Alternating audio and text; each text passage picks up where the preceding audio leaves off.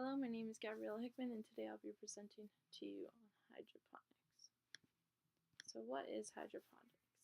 Hydroponics is growing produce without actually using soil. So it's just growing in a nutrient solution, which usually includes water and then the minerals and nutrients important for growing plants. Usually this takes place inside greenhouses so you can control environments and decrease stresses so the plants can grow more effectively. There are 6 different types of hydroponics. The first one is called a drip system. The drip system is when there's a nutrient solution dripped onto the base of each plant. It's going to be on a timer, and there's going to be a pump that releases the solution to a drip line. As you can see in this picture, you can have multiple plants at once. They're all connected to the same pump. The recovery system is when the runoff of the excess solution gets reused. This can take more monitoring just because you're not always having the same nutrient solution, things like that. So you'll have to monitor the pH levels more when compared to the non-recovery system that some people use. It doesn't collect the runoff, so it is going to be a little bit more costly because you're using more solution, but it's just going to be a different solution going through, and you're not going to collect the runoff. An aeroponic system is the next one. It's when the plants are suspended in the air, so they'll be hanging and the roots will also be in the air as well. But the roots are misted with the nutrient solution, so when the timer goes off, it'll go off for a few seconds just so it gets fully hydrated, and then it'll go off for a few minutes and then go on again repeatedly. But this one, the plants must stay hydrated. It's pretty easy for them to dry out, so it's really important that they don't. But as you can see here, the hang, it can be effective as well. But just make sure they stay hydrated because once they dry out, they're pretty much done for. The ebb and flow system is when the plants are in a grow tray. They can have a growth medium around them as well. That's when something that isn't soil, such as rocks or gravel or something like that, is a growth medium. But the tray is flooded with the nutrient solution and then drains right back out again. So there's a little reservoir underneath and it's just going to go in and out repeatedly. And it's just going to be reused nutrient solution.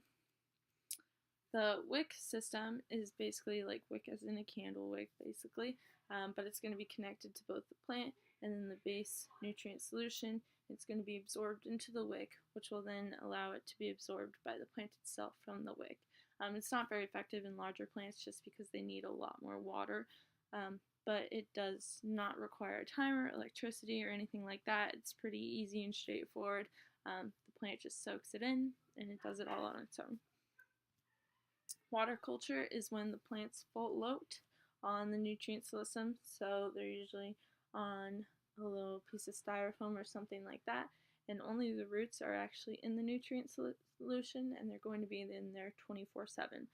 But they aren't drowned out because there's air bubbles in the water or nutrient solution, and so the air bubbles allow the plant to still receive oxygen. It just doesn't take up too much space or anything like that. So they're still receiving oxygen and they're not being drowned out either.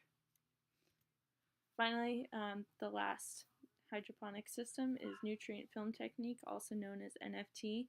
So this is when the plants are suspended above a channel. It's going to be tilted and the nutrient solution will flow by, and the roots are suspended into the solution and they're going to absorb it as it goes by.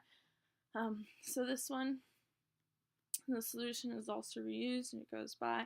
It's also better among smaller plants just because they're absorbing and they don't need as much water. But they're all pretty straightforward, easy to use. There's a lot of different variations among them. The history of hydroponics was actually first spotted and evidenced in Babylonia, and that was around 600 to 500 BC. There's also evidence in Egyptian hieroglyphs of papyrus being used as like a growing medium for water culture, so it was pretty common back then still. There are different variations of what we have today. And then it wasn't until the 1600s that widespread use of greenhouses in Europe appeared. So that's a pretty big jump, and it's thought to be because of the Dark Ages. So all the sciences they had were all disappeared because of the Dark Ages, so they had to rediscover and rework on hydroponics. So it wasn't until the 1700s where greenhouses appeared in the US, particularly in Boston. And then in the 1900s, greenhouses were improved with electricity. So this is when timers came into place, pumps, and you could actually keep it warm and things like that. So originally, like the first hydroponics that were most visible where in China they had floating gardens, and this was around 1200s to 1300s. And then the Aztecs in Mexico City actually built artificial gardens as seen in the picture, and this is because they were in a dry area and didn't have great farming land, so they basically made hydroponics for this. And then it wasn't until the 1980s where there was a new interest in hydroponics and became more popular. But hydroponics can actually be very costly. Just the startup price is a lot because of all the equipment and things needed for it. But a vertical hydroponics farm is probably around $16 million, give or take. Like, it could be a lot greater or a lot smaller based on what you do. So the prices vary based on the crop. So what type of plants are you growing?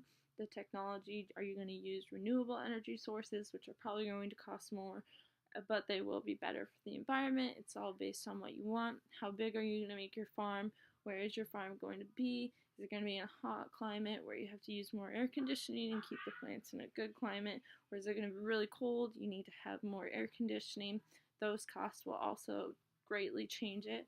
And also, what type of equipment are you going to be using? Are you using like high grade or lower? It all depends. There's also a few studies on hydroponics as well in comparison to soil growing and conventional farming. So Chenin Fretz and Stanley T. O'Mace did a study on strawberries, and they found that so they both took 30 strawberries and put them in soil, 30 strawberries and put them in hydroponics, and they put them in the best growing conditions possible for both, and tried to do the best they could to grow the best strawberries. So in the hydroponics, they found that they had greater yields, they used less water, and they didn't have, they cost more. So the cost of hydroponics was more. But the soil-grown strawberries were heavier, so they were bigger strawberries, although they didn't require as much time, and they had a lot lower survival rate. So the survival rate of the hydroponic strawberries was 80%, which is pretty good. That's a majority. And then for the soil-grown strawberries, only 50%, so only half. They also, in the study, found that there was more vitamin C in the hydroponic strawberries than there was in the soil-grown strawberries, so you could be getting better minerals in produce through hydroponics, but they're not going to be as big. So there's also a study done by Barbosa, and he focused more on energy, water, and land requirements, so what is needed for hydroponics. And they found that hydroponic yields were higher, and they used a higher usage of energy. So this was in Arizona, and they were looking more at lettuce and things like that. So of course the energy is going to be higher because of location, but the conventional farming had a much higher use of water. There's a lot of advantages that go with hydroponics. So it allows you to grow plants in almost any environment, so warm, cold, anywhere. You can also grow crops throughout the year, and then it creates a greater yield, and then you also are producing a better quality, as seen with like the vitamin C in the strawberries. You can also move the plants anywhere you want, so if they need to be moved for any reason or anything, you can move them instead of being stuck with crops in the same place all the time. It also decreases the use of land. You can do vertical farming, so it allows it to get bigger instead of growing out and using more land. There's also limited pesticide use just because of the controlled environment, and also the soil kind of harbors certain bacteria and pests. There's also a lot less water usage, and then water usage can also lead to runoff with conventional farming, but this limits the runoff and therefore decreases the risk of the land as well. So there are also a lot of disadvantages that go with hydroponics. The main one is cost. Is the cost really worth it? It's a lot of money. It also requires a lot of constant monitoring and supervision, so you always have to make sure the pH level is correct, your plants are doing okay, and with crops you don't have to do it quite as much. You also have to have more education. You need to know more about plant growth and chemicals, and it's also dependent on power and electricity, so more energy uses, and it's not quite as effective with larger plants. There's a higher risk of water-based microorganisms since that's what you're using. Disease can spread easily since they're all really close together and there's fluids and things like that. And then the plant can die quickly if a failure in the system occurs. So if there's a power outage, your plants are done for. And they're going to dry out and die really fast and easily. But finally, the future of hydroponics. They can provide fresh produce in desolate areas, so in space, in deserts. You can have healthy foods year-round, and there's fresh foods in urban areas. So I think we do need to influence hydroponics more often, especially in agriculture. We can make agriculture more available in urban places. We can spread fresh foods everywhere, but I also think conventional farming is just as important, especially the economic aspect and how much food supply it provides for our agriculture today. And these are my resources. Thanks. Have a great day.